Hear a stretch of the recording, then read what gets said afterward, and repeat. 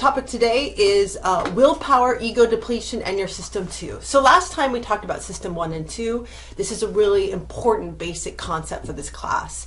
Your system 2 is the part of your mind that exercises your critical thinking function.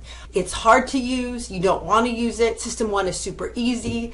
A lot of us would prefer to cruise through using our system 1 all the time and not really use system 2 very much at all. But critical thinking is taking the time to stop, the unpleasant effort to stop, put your system 1 aside, use your system 2, think things through. Okay, so this lecture coincides with Chapter 3 in Thinking Fast and Slow. Here you go, Chapter 3. Chapter 3 is called The Lazy Controller, I believe. And it talks about how really we don't want to use your system 2. It's unpleasant. I mean, when you go grocery shopping, I mean, who wants to stand there and figure out cost per diaper? You just want to grab the pretty package, especially if you're tired. So this lecture is about how your body, your willpower, gets what we call here ego depleted. This is how Kahneman refers to it. You might want to think of it as willpower depletion. More straightforward terminology there. Okay, so there's this connection between our mind and body. It's really important. We have this mind, we operate here, we have this brain, but this is also connected to our body. In popular culture, this sort of important connection, the idea that we're embodied creatures, that we have bodies, we're physical beings, is often overlooked. We seem to think that our bodily systems and mental systems can operate independently. So here's an example. So I said in popular culture, a lot of time people think this way. They seem to think that we live entirely in the mind. So Descartes thought this, and the body's not that important. I'd like to say we are embodied creatures. We have bodies, really important. So here's an example. People say, happiness is a choice. Happiness is a choice. And this implies, so let me explain how this goes along with the idea that we're entirely mental beings.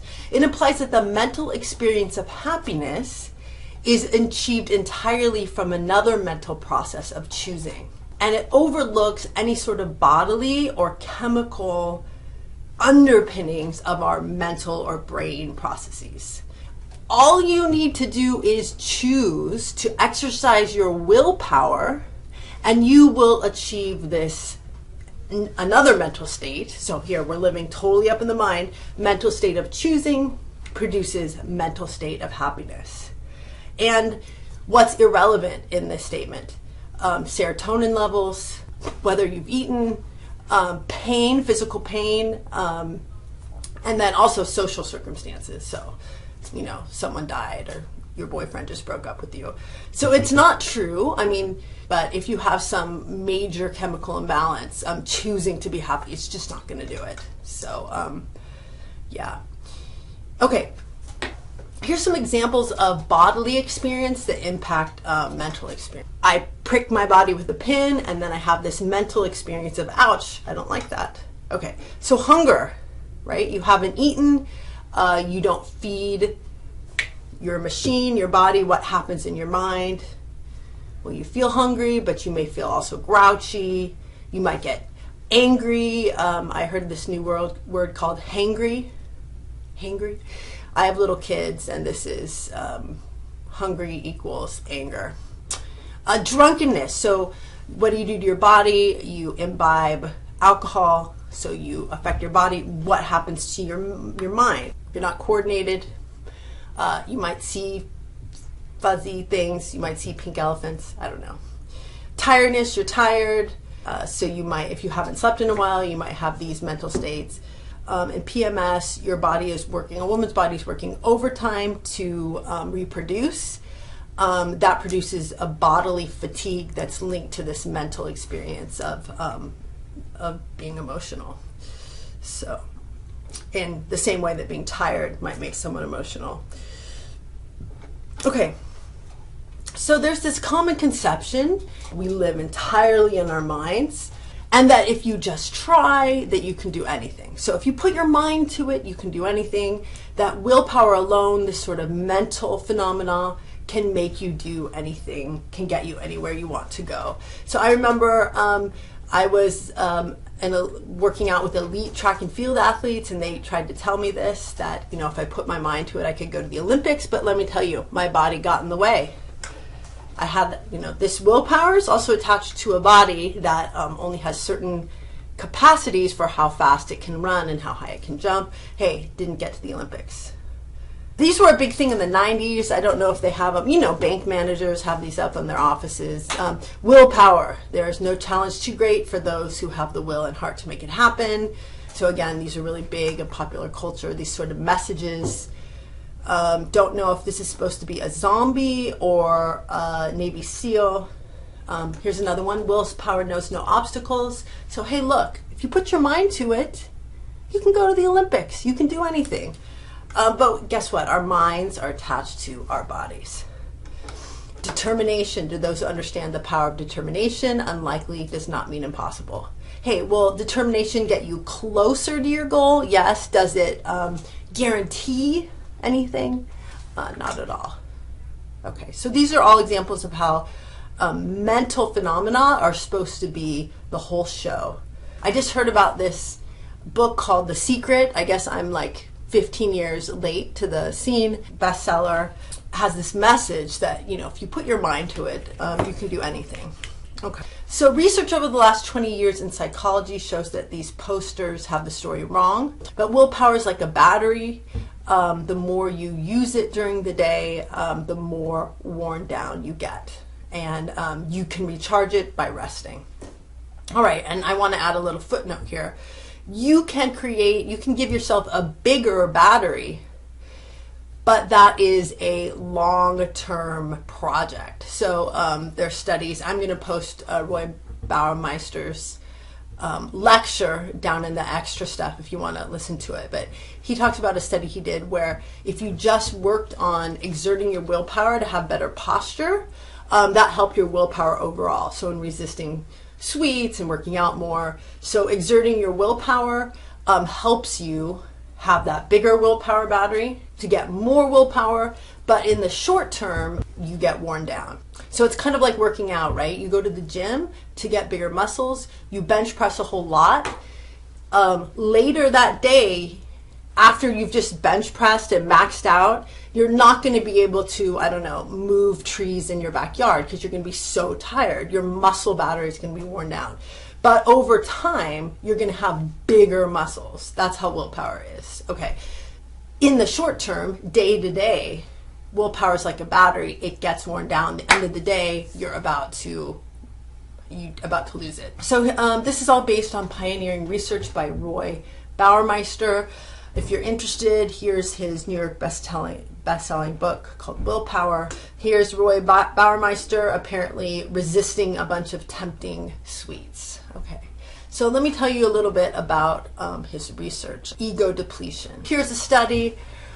So subjects were shown a really funny movie or a sad movie, and subjects were told, hey, don't cry, don't laugh, be totally stoic for these movies. Okay, so they were exercising their willpower to stifle any sort of emotional response. Later, they are asked to do physically strenuous exercise. In this case, they used something called a dynamometer. You're supposed to grip this thing really hard. And what happened? Well, the subjects that were told to stifle their emotional response did not persist as long in this physical exercise as the subjects that were allowed to do whatever they wanted during the movies, who were not given any instructions before seeing the movies. Isn't that interesting? So subjects who had to stifle their emotions gave up sooner on the physical exercise than subjects that didn't. And I found this really fascinating because there's a crossover here between willpower to suppress emotion and willpower to continue in physical exercise. Trying to get yourself to work out more is linked to trying to get yourself not to show emotion. So here are the results of study 1. The effort of will or self-control is tiring. Forcing yourself to do something tires you out and you're less able to exert yourself again before you recharge. So forcing yourself to do something, in this case, not cry or laugh at the movie, and then exerting yourself in exercise, forcing yourself to hold this dynamometer. you're less able to force yourself to do something the second time after you forced yourself the first time. Interesting, huh? Now, if you did this every day, you'd have a bigger battery, you'd have bigger muscles, so to speak, muscles, willpower muscles, but that is a long-term project, like bodybuilding is a long-term project. Okay, so in the experiment, the people who have had their willpower depleted by trying not to show emotion succumb more quickly to the urge to quit the physical exercise. So this is the results of study 1. First group could have whatever they wanted. Second group had to resist the cookies and eat the radishes. The third group didn't have anything, no snacks, nothing to resist. Okay, these people were given an impossible task. Here's the impossible task. They had to trace this geometric figure without retracing any of the lines. It's impossible. They didn't know it was impossible. The group that wasn't given any snacks first worked for 20 minutes before giving up. The group that got to eat whatever they wanted worked for 19 minutes. So here's radishes, here's cookies, eat whatever you want. I might attribute that 1 minute difference either to some sampling error, depending on the number of people that were sampled, or there might have been some people on diets who had some sort of a dilemma about whether they should eat the cookie. Here we go. Now, guess how long the people worked who had to resist eating the cookie and were only allowed to eat the radish. Whoa, 8 minutes. So the people who denied themselves the cookies gave up after 8 minutes. So this is taken as evidence that the act of willpower of resisting the cookie made it harder to exert more willpower in tracing these figures. Now, how does this apply to you? You're on a diet. You come to class after lunch. At lunch, you had to say no to the cheesecake. Now you have to sit in class and listen to someone talk, do math problems, do homework, persist in reading for an hour and 20 minutes, take a test. If you denied yourself the cheesecake, it will be harder for you to exert your willpower to continue to pay attention in class. Interesting, isn't it? If you made yourself work out before class or earlier in the day, you got up at 4 in the morning to exercise. I actually had a handful of students last semester who got up at 4 in the morning to work out. Whoa, if you forced yourself to get out of bed to work out, if it wasn't something that you love doing, it's going to be harder for you to pay attention in your math class and do all those math problems and focus, until you recharge yourself later. Okay. So Bauermeister concluded that resisting temptation seemed to have produced a psychological cost for people. So interesting, you're resisting temptations in your life, it produces a psychological cost. I might insert here, President Obama actually got a hold of this research and decided he was going to only have, he simplified his wardrobe and only had like navy blue suits or one type of suit. And this was because he didn't want to have to exert any sort of decision making on trivial things like picking out what you were going to wear that day. In picking out an outfit, in making decisions and deliberating about how one looks or another, this wears down your battery and you have less left for important tasks later that day. I have another friend who did the same thing. He threw out all his clothes and all he wears is black pants and white shirts. Weird. Well, maybe smart. Signs that your willpower has been depleted, overspending on impulsive purchases, right? So there's research out that says if you're on a diet, it's harder for you to stay on budget. And if you're really focusing on your budget, it's hard for you to stick to your diet. Deviating from your diet, acting aggressively or asking out, someone finally snaps and start yelling, probably their willpower has been chipped at the whole day and then all of a sudden they just explode.